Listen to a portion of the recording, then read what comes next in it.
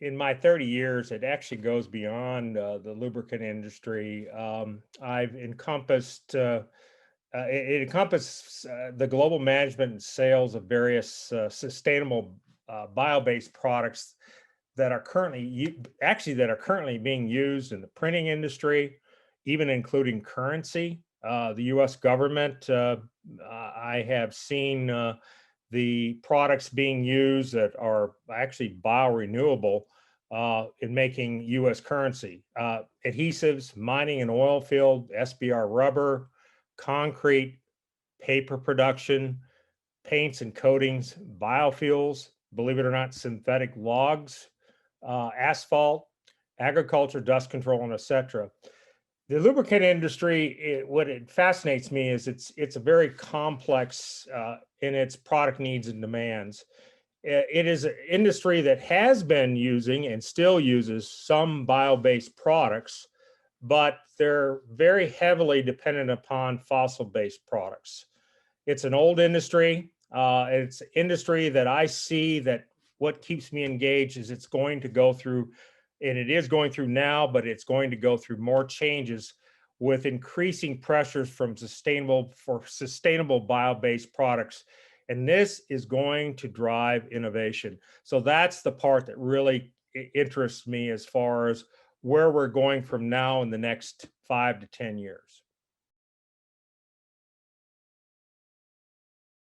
One of the things that I found that as I was doing my travels was that I found that the EU and specifically the Nordic countries were very interested in sustainability and using bio-based products.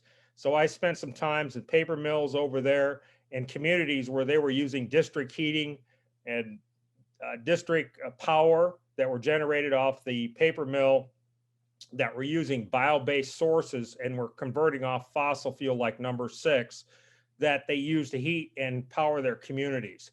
And I saw where I learned more about the Renewable Energy Directive 2, which is part of the EU, which most of the American countries or states do not know about. So the bulk of my career is basically more pine-based, and it's a very interesting and sustainable industry that comes off the craft paper process. I could probably talk a lot more about that, but that's probably due at another time.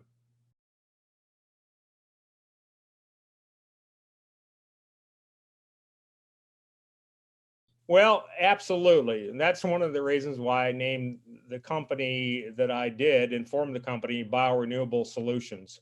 It is leveraging my 30 plus years of sales and management, and it's offering a consultancy based where I can help more educate the companies what's happening globally.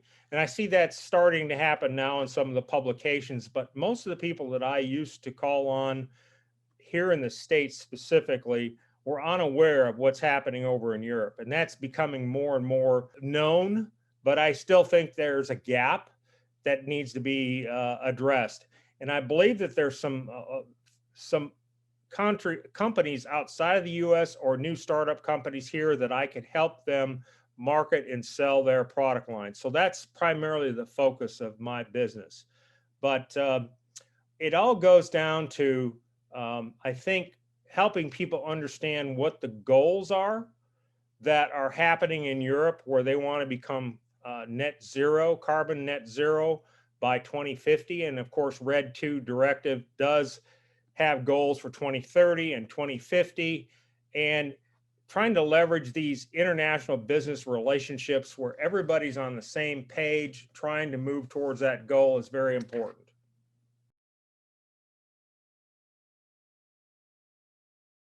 Well, I think it's very important to understand, number one, what the company or the businesses are currently doing before you can make an assessment. So we need to understand their current needs, the challenges, the issues, and the goals.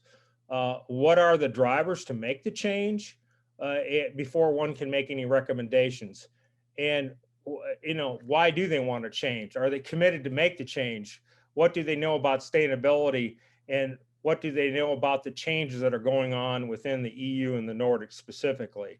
And at that point, then it's going to determine what kind of recommendations are going to be made to improve it. But the main thing is bringing knowledge to them to try to understand that these changes are forthcoming and that they need to be prepared in their pipeline, depending on the products that they make, that they have the R&D and certain R&D and all the resources necessary, even the raw material supply, to be able to make those changes. And then that way, through my experience and some of the people that I've worked in companies I've worked for in the past that have dealt with bio-based renewable products, how maybe make those connections to help them to make that change.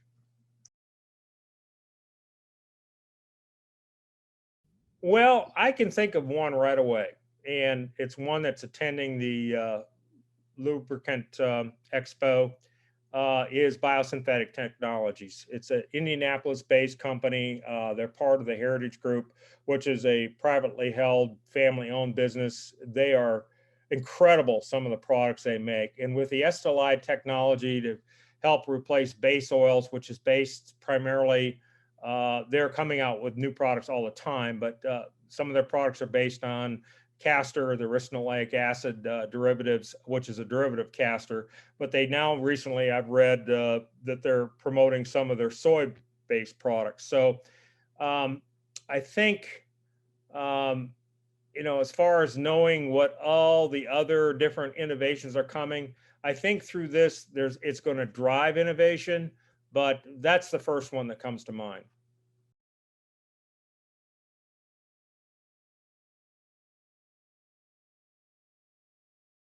Well, I think it's happening faster in Europe than it is the US. I mean, we're all addicted over here to fossil-based fuels, and it's cheap. It has been cheap. I mean, within a couple of years ago, we had some of the lowest prices of crude oil, and which really was, when you think about it, in the oil field business, that was bad for the industry because oil was getting down to close to $30 a barrel, and a few years before that, it was well over 70, $80 a barrel. So we're slow to change. We love our big vehicles. I mean, the number one sold vehicle here in the US, and I happen to own one, is a Ford F-150. And it by far has become a vehicle of choice.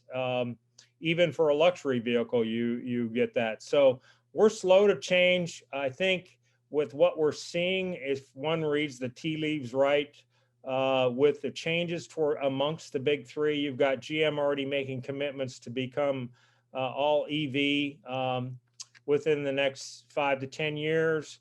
You see Ford now coming out with the Lightning, which is an F-150 with incredible acceleration, and it can even power part of your house. That's coming out, I believe, next year. So I think because of the international, if you're international based, it's going to change. If you're just solely looking at a US market, it's going to be slow to change. And I think with that, it's coupled with what we're going to see happening. I believe we're going to start probably seeing some sort of tax incentives and credits and penalties, possibly, to make the change go to where we can move away from some of the fossil-based lubricants and chemistries and fuels.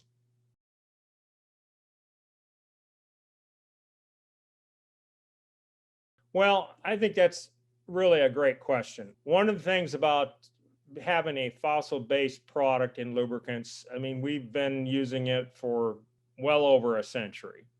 Uh, and it's something that has been cheap, as I mentioned previously, and finding a sustainable bio-based alternative that are equal or better in lubricity, oxidative and biostability, corrosion protection, that can impart equal or better extreme pressure or EP lubricity is going to push the innovative envelope. I believe it can happen. I think like anything else where there's pressure, it's an incentive not only for one's person's responsibility as far as how they want to treat the environment, but also financially. That there's going to be plenty of, I think, perks for people to do that.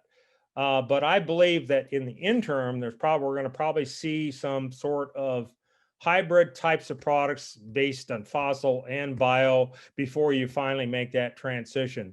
But again, I think in order that all this is going to be pushed, it's going to be some sort of tax incentive and or penalties, which are happening in Europe and the Nordics to help make this happen.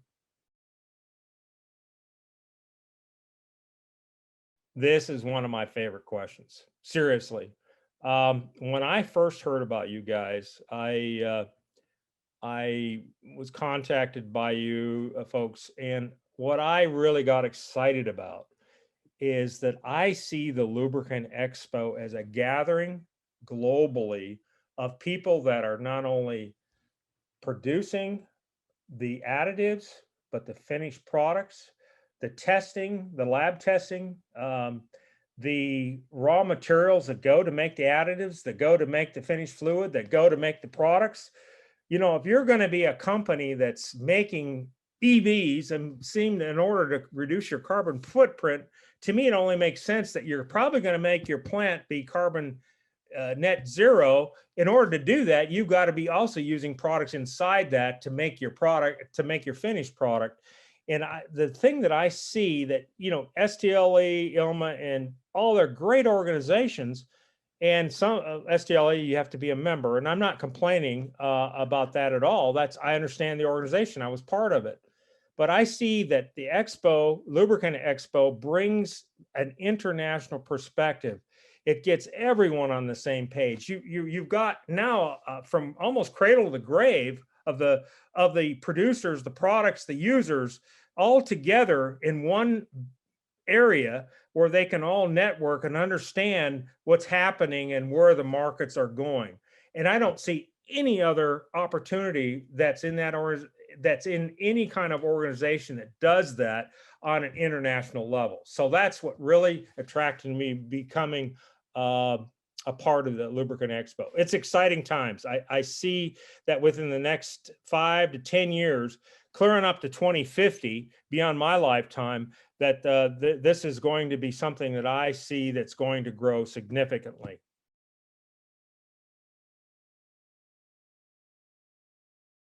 Where else can you get everybody in one place, one-stop shop?